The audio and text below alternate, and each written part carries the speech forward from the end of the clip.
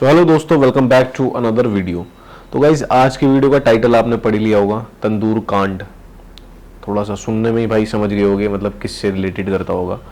तो भाई वीडियो में ना भाई आपको ये पता चलेगा कि भाई एक बंदा गुस्से में ना किस लिमिट तक जा सकता है। मतलब होता है, आपने देखा होगा प्यार में लोग पागल हो जाते हैं, लेकिन भाई अगर बंदा गुस्से में है, कुछ लोग ऐसे भी होते हैं जो गुस्से में ना अपनी सारी लिमिट क्रॉस कर सकते हैं। मतलब क्राइम करने की आप लगा लो, इतनी घटिया लेवल पे भी बंदे जा सकते हैं। वीडियो में जो बंदा है, पूरी स्टोरी में जो बंदे हैं, एक ही बंदा है वैसे तो, उसने क्राइम करने की ना सारी लिमिट क्रॉस कर दी है। मैं आपको बताता हूँ स्टोरी, मज़ा आएगा आपको सुनने में। और ये एक रियल स्टोरी है, ठीक है। कहानी है भाई 1995, 2 जुलाई। इस दिन भाई दो पुलिस वाले कांस्टेबल बाइक से जा रहे होते हैं कनाट प्लेस में। कनाट प्लेस की होते हैं, वहाँ पे पेट्रोलियम कर रहे होते हैं, रात में नाइट ड्यूटी दे रहे होते हैं। तो वो अशोका रोड के पास जा रहे होते हैं और वहाँ पर वो देखते हैं कि एक होटल से अजीब सा ना धुआं सा निकल रहा है, काफ़ी गंदी तरीके से, मतलब काला धुआं होता है ना वो। तो वो जा कर के देखते हैं वहाँ पे पास में, तो वहाँ पर एक गार्ड होता है, कोई दिखता नहीं है, गार्ड होता है खाली। तो उससे बात करते हैं कि भाई ये धुआं कहाँ से आ रहा है, इस होटल से, रेस्टोरेंट है जो भी रेस्टोरेंट टाइप का होता है। तो वहाँ से एक गार्ड से बात कर ही रहे होते हैं कि भाई क्या है, धुआं कहाँ से आ रहा है ये। तो इतने में अंदर से एक लड़का बाहर आता है, सुशील नाम होता है उस लड़के का। सुशील नाम का लड़का बाहर आके पुलिस वालों से बोलता है कि एक्चुअली क्या है ना, रेस्टोरेंट में थोड़ा कूड़ा कचरा है, गार्बेज है, तो वो जला रहे हैं हम, आप चले जाओ, कोई दिक्कत नहीं है। थोड़ा आगे पुलिस वाले ठीक है नॉर्मल समझ के निकलते हैं। इतने में पीछे से आवाज़ आती है कि भाई, सुनाई देता है उनको कि कान में आवाज़ गूंजती है, आग लग गई, आग लग गई। तो थोड़ा ही दूर गए होते हैं, जब वो पीछे मुड़ के देखते हैं, घुमा के आते हैं वापस, तो आग की काफ़ी लपटें उन्हें दिखती है कि भाई बहुत गंदी तरह आग भी लगी पड़ी है। तो ये चीज़ देखने के बाद वो दोबारा उस गार्ड के पास जाते हैं, तो बोलते भाई क्या ये आग वाग लगी पड़ी है। इतने में पुलिस वाले भाई अपनी बैकअप टीम को कॉल कर देते हैं, फायर ब्रिगेड को कॉल कर देते हैं, क्योंकि भाई आग उन्होंने अब देख ली कि भाई आग लगी पड़ी है। तो वो रेस्टोरेंट का गेट जो था, जहाँ पे धुआं निकल रहा था पहले, वहीं आग लगी होती है। तो जाते हैं रेस्टोरेंट के पास, तो गेट लॉक होता है, अंदर से किसी ने गेट लॉक कर रखा होता है। तो चौकीदार को, जो गार्ड होता है, उसको बोलते हैं कि भाई अंदर जाना है, अंदर हो सकता है कोई दिक्कत परेशानी ना हो, कोई मुसीबत में ना हो। तो वो दीवार कूद के पुलिस वाले अंदर जाते हैं। तो दीवार कूदने के बाद वो देखते हैं वहाँ पर एक तंदूर में 2 लोग खड़े होकर के, एक कागज डाल रहा है, कोयला वगैरह डाल रहा है, और एक थोड़ा लकड़ी की फट्टी टाइप की, उससे मतलब हवा कर रहा है कि मतलब आग जलाने की कोशिश कर रहे हैं। पुलिस वाले दूर से देखते हैं, फिर वो जाते हैं भाग के भाई, मतलब नॉर्मली कि भाई क्या कर रहे हो ये।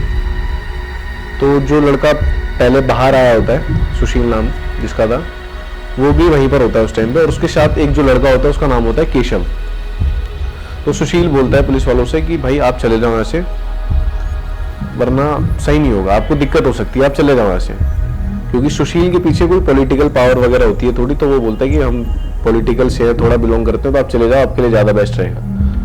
तो पुलिस वाला में से जो एक पुलिस वाला होता है, वो नोटिस करता है कि एक तो वो बहुत जल्दी जल्दी ऐसा कुछ कि भाई कुछ में कुछ है, जो सबूत कुछ भी हो सकता है, मतलब जिसे वो मिटाना चाह रहे हैं, ठीक है। और दूसरी चीज़, आग वहाँ पे कागज वगैरह, कोयले वगैरह डाल के वो लोग जला रहे हैं, लेकिन उस भट्टी में से अजीब सी स्मेल आ रही है, जैसे कोई कुछ अलग ही चीज जल रही है, बड़ी अजीब सी स्मेल।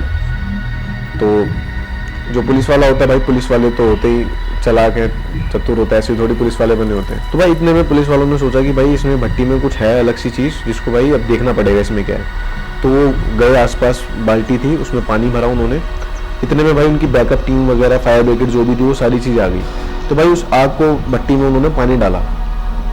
तो भाई भट्टी में पानी डालने के बाद उन्होंने देखा कि उसमें एक इंसान जल रहा था, एक आधा जला हुआ इंसान उस भट्टी में। ये देखने के बाद पुलिस वालों की हालत खराब हो गई, क्योंकि भाई इमेजिन करो, क्योंकि यार नॉर्मल इंसान अगर देखेगा ऐसे किसी आधे जले हुए इंसान को, और जब उन पुलिस वालों ने पानी डाला ना, एक बाल्टी डाला, बुझ गया, थोड़ा सा और ठंडा करने के लिए दोबारा डाला, तो वो जो इंसान था उसके अंदर, उसके जो शरीर पे जो चमड़ी थी, इतनी बुरी तरह जल गई थी, इतनी मतलब खत्म सी हो गई थी कि पानी डालती वो चमड़ी हड्डी अलग हो गई हड्डियों से।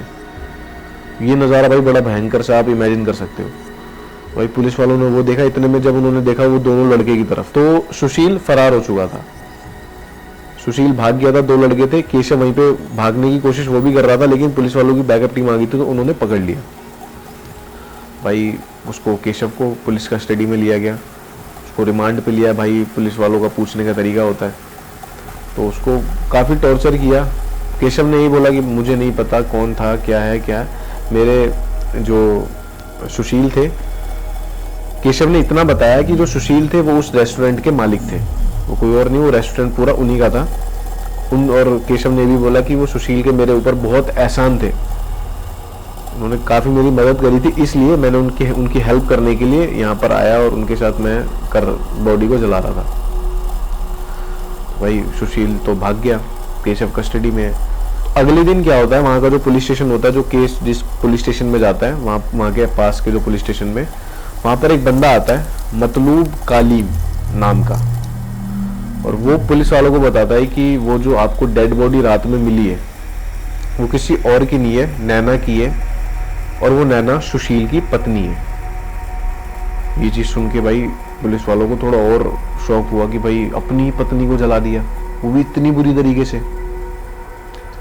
तो पुलिस वालों ने अब इस चीज़ को, जैसे उन्हें पता लगा कि भाई उसकी वाइफ थी, जो सुशील था, उसके भाई वांटेड वगैरह के पोस्टर लगा दिए, हर थाने में फोटो भेज दी, मतलब पुलिस वाले बिल्कुल पीछे पड़ गए। और ये न्यूज़ काफ़ी तेज़ी से उस टाइम पे फैली लोगों में। तो कहीं ना कहीं सुशील जहाँ भी था उसको पता लग रहा था कि भाई चीज़ें बहुत ज़्यादा ख़राब हो चुकी है। तो उसने बेंगलोर में अपने आप को पुलिस को सरेंडर कर दिया और उनको बोला कि भाई मैंने कुछ नहीं किया है, मैं पूरा निर्दोष हूँ, मुझे नहीं पता। वहाँ पर उसने ऐसा स्टेटमेंट दिया। फिर उसको वहाँ से अपने दिल्ली वाले थाने में जहाँ पर केस था वहाँ पे लाया गया। पुलिस वालों का तरीका होता है, अब जिस दिन सुशील वहाँ पर भट्टी में आग लगा रहा था, अपनी वाइफ को जला रहा था, उस दिन 2 कांस्टेबल ने तो देखा था उसको जलाते हुए, केशव को पकड़ लिया था। 2 कांस्टेबल भी जब उन्होंने देखा कि भाई सुशील ने क्योंकि स्टेटमेंट दिया सीधी सी कि भाई मैं नहीं था, मैंने कुछ नहीं करा, मैं निर्दोष हूँ, लेकिन पुलिस वालों ने देखा था कांस्टेबल ने, तो उस चीज़ को झुटला नहीं सकता था। पुलिस वालों ने टॉर्चर किया और मारा, तो उसने फिर सारी चीज़ बताई। 2 जुलाई को एक्चुअल में हुआ क्या था, हुआ कुछ ऐसा कि भाई सुशील अपने घर पे आता है रात में, तो उसकी वाइफ नैना किसी से फ़ोन पे बात कर रही होती है, और जैसे ही सुशील घर में आता है तो नैना फ़ोन कट कर देती है और अपने रूम में चली जाती है सुशील को देखते ही। तो ये चीज़ सुशील को थोड़ा सा डाउट में लाती है कि भाई क्या है, कौन था। तो उस चीज़ को उसने उस टाइम इग्नोर कर दिया। वो अपना बैठा, सुशील ड्रिंक करता था, नशे में रहता था ज़्यादातर, मतलब डेली ड्रिंक करता था, तो उसने उस टाइम इग्नोर करके अपना पैग वैग बनाया, दारू वारू पीने लगा रात में। 1-2 घंटे जब वो, क्योंकि भाई दारू पीने के बाद बंदा अपने कंट्रोल में नहीं होता, माइंड पूरा उसके कंट्रोल में नहीं होता है।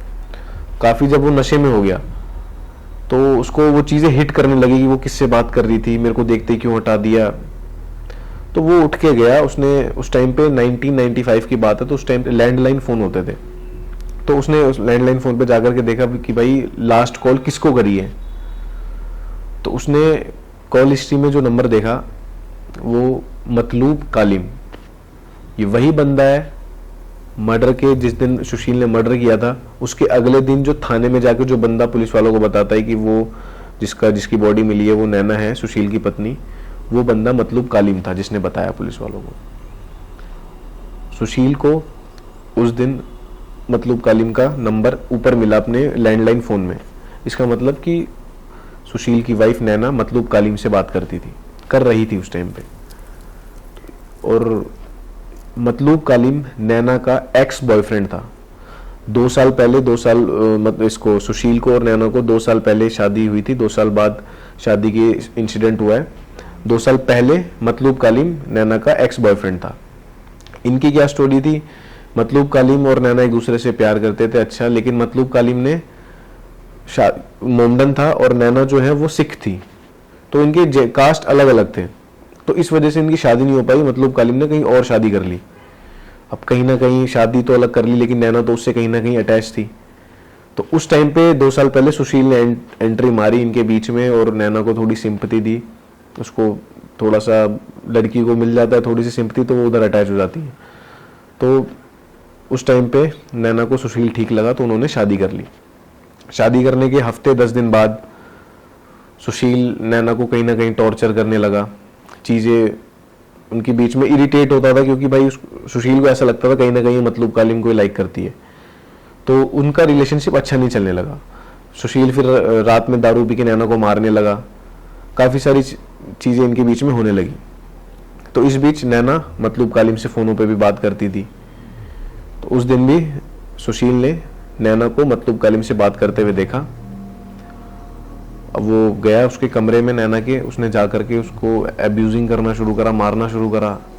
और जब वो इन सब चीज़ों से संतुष्ट नहीं हुआ तो उसने अपनी गन निकाली और नैना को गोली मार दी।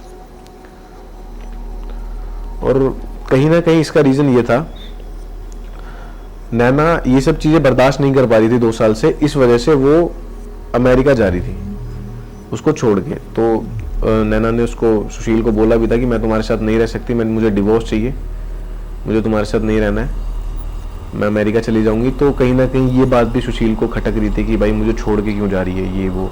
और फिर 2 जुलाई को जब उसने मतलूब कालिम से बात करते हुए देखा तो उसको ऐसा लगा कि भाई मतलूब कालिम की वजह से वो उसको छोड़ रही है, तो वो चीज़ इतनी नफरत में बदल गई और नशे में वैसे ही था, तो भाई उसने नैना का कत्ल कर दिया। तो उसके बाद तो फिर उसको जेल हो गई। जेल होने के बाद भाई वैसे उम्र कैद होती है, लेकिन उसके पास थोड़ी पॉलिटिकल पावर थी, तो इस वजह से वो 22 दिसंबर 2018 को बेल पे बाहर आ गया। उसकी जमानत दे दी पुलिस वालों ने, कोर्ट ने, ठीक है। तो भाई कहानी का मतलब यही है कि भाई बंदा प्यार भी इस लेवल पे करते तो नफरत भी है भाई बंदों के अंदर इतने लेवल की। ठीक है भाई, अगर वीडियो अच्छी लगी हो तो लाइक, कमेंट और शेयर जरूर कर देना। और आपकी क्या राय थी इस पूरे इंसिडेंट पे, आप कमेंट करके जरूर बताना।